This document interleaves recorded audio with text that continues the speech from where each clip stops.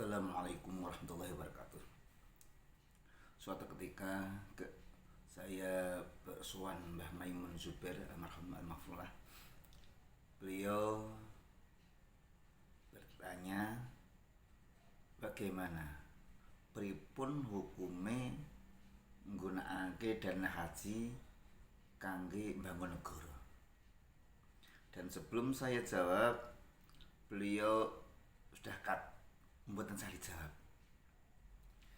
Artinya apa? Tidak semua pertanyaan itu harus kita jawab. Saya ulangi, tidak semua pertanyaan itu harus kita jawab. Dan tidak harus semua yang tidak kita ketahui itu harus ditanyakan. Karena itu Allah Subhanahu wa taala berfirman, ya ayyuhalladzina amanu la tas'alu an asya'in tubtalakum tasukum. Hai orang-orang beriman, janganlah kalian bertanya tentang sesuatu yang jika diterangkan kepada kalian maka akan memberatkan kalian. Karena dahulu Bani Israel kan sering begitu. Ditanya disuruh menyembelih sapi, tanya usianya berapa, udah tua ndak muda, tanya lagi warnanya apa, kuning keemasan, tanya lagi yang gimana, sehingga akhirnya memahkan dia sendiri. Seperti kadang-kadang ada orang tanya mengapa salat subuh cuma 2 rakaat padahal masih pagi, masih fresh, mengapa ndak 4 rakaat atau kalau perlu 10 rakaat, salat isya 1 rakaat aja. Ndak.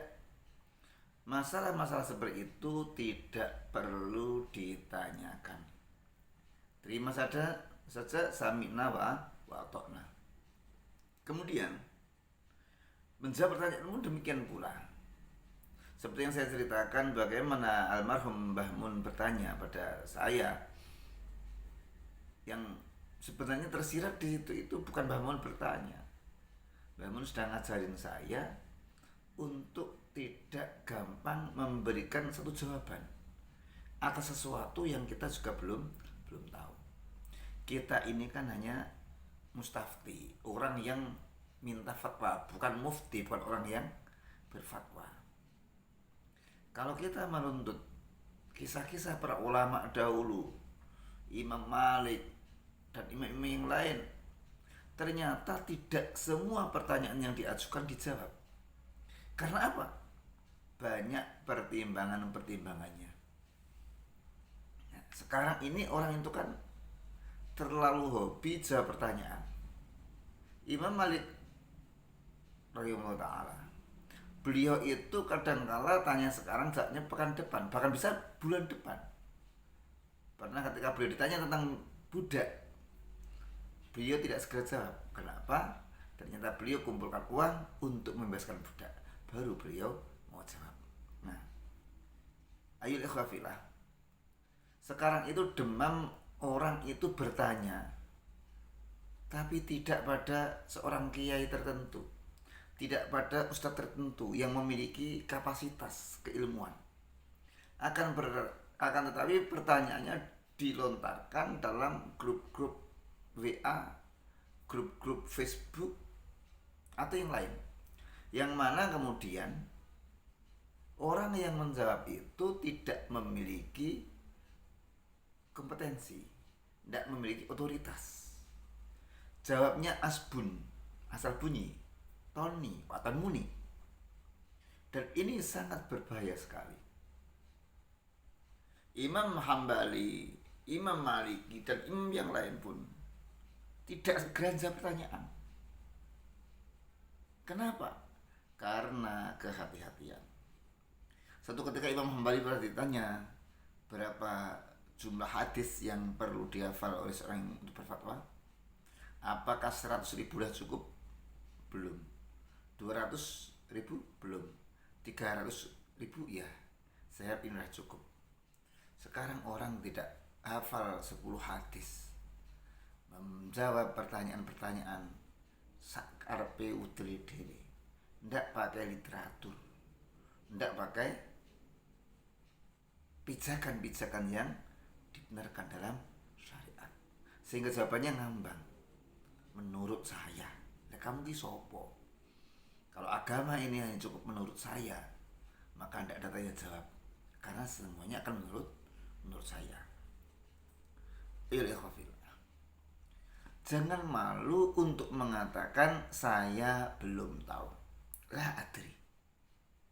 Saya belum tahu. Perlu diketahui kemampuan seseorang menjawab semua pertanyaan. Semua pertanyaan dijawab. Mau tentang akidah, mau tentang sejarah, mau tentang fikih, semuanya dijawab, tafsir, hadis dan sebagainya. Itu menunjukkan ketidaktahuannya. Kalau orang yang tahu, orang yang berilmu, dia pilih jawaban yang memang dia ketahui jawabannya. Kalau enggak, ya enggak jawab. La adri, I don't know, selesai. Kalau kita mengikuti organisasi NU, di NU itu untuk menjawab pertanyaan-pertanyaan mengadakan apa yang disebut bahsul masail. Maka di NU ada LBM, lembaga bahsul masail. Umat bertanya tentang ini, umat bertanya tentang itu.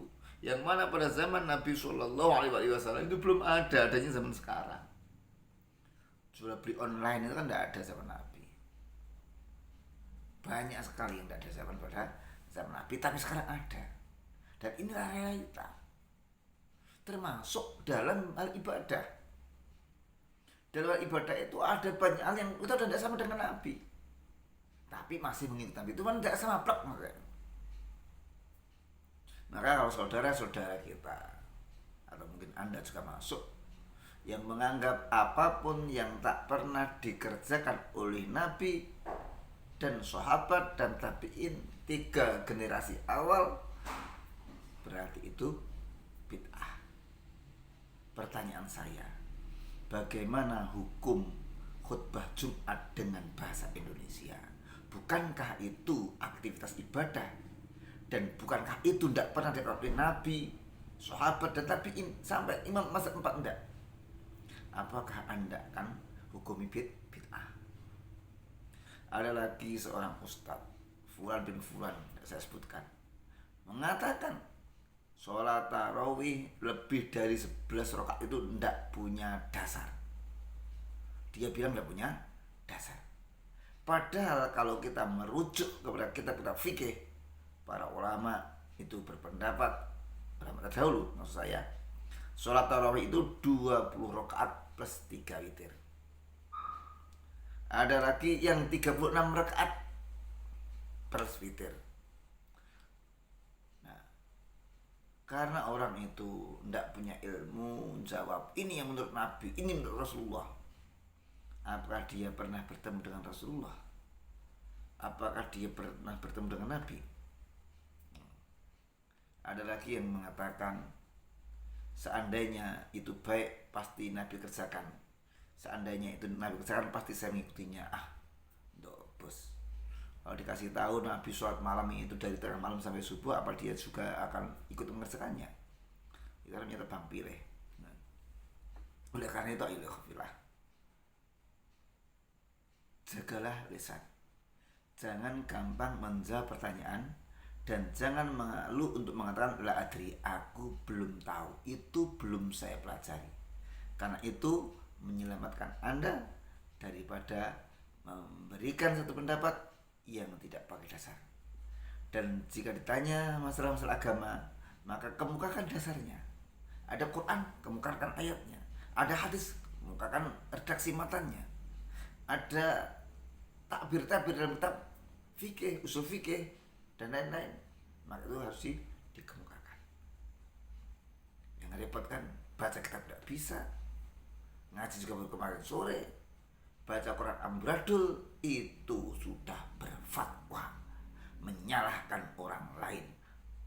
Padahal yang disalahkan apal Quran 30 juz, yang disalahkan apal ribuan hadis, yang disalahkan orangnya itu pandai bahasa Arab, yang menyalahkan Qurannya tidak jelas, hadisnya tidak apal, ming modal kendel dapat talaki dari Google. Nah, ini. Dan Anda jika ingin bertanya sesuatu, maka tanyalah kepada yang ahli. Allah Subhanahu wa taala berfirman, "Fas'alu ahla dzikri in kuntum la ta'lamun." Bertanyalah kepada ahli zikr. Ahli zikr. Jika kalian tidak mengetahui, bertanyalah pada yang spesialis yang memang bisa menjawab. Anda punya keluhan agama, tanyalah pada kiai. Anda punya keluhan dalam kesehatan, tanyalah kepada dokter. Anda punya kesulitan dalam masalah apapun juga, tanyalah pada orang yang memiliki otoritas. Jangan tanya hukum agama pada yang tidak tahu agama. Baca kitab kuning salah, baca Quran salah. Na'udzubillah tsumma na'udzubillah. Nah, karena itu saya kadang tidak segera memberi jawaban pertanyaan. Kenapa? Harus dikaji, harus diteliti, harus dipahami betul. Yang parah itu kan kadang-kadang orangnya itu ditanya, dia tidak paham konteksnya, lalu dia menyampaikan pendapatnya. Nah, agama itu masalah krusial. Setelah kita ngomong, akibatnya bisa parah, bisa bahaya. Maka berhati-hatilah, dengan hati-hati yang ekstra dalam menerima satu pertanyaan atau ingin menjawab. Dan jangan kalau Anda punya jawaban hanya didasarkan pada postingan di WA, di Facebook, di YouTube. Karena apa? Bisa jadi mereka yang posting memang alim, tapi bisa jadi juga mereka yang posting tidak tahu apa-apa. Tapi kalau Anda punya masalah, tanya pada orang yang lebih alim, fa insyaallah jawabnya bisa dipertanggungjawabkan. Nah, kenapa? Yang tanya orang alim, bukan orang bodoh. Pasti dia punya landasan dalam menyampaikan jawabannya. Demikian, salah ya. Assalamualaikum warahmatullahi wabarakatuh.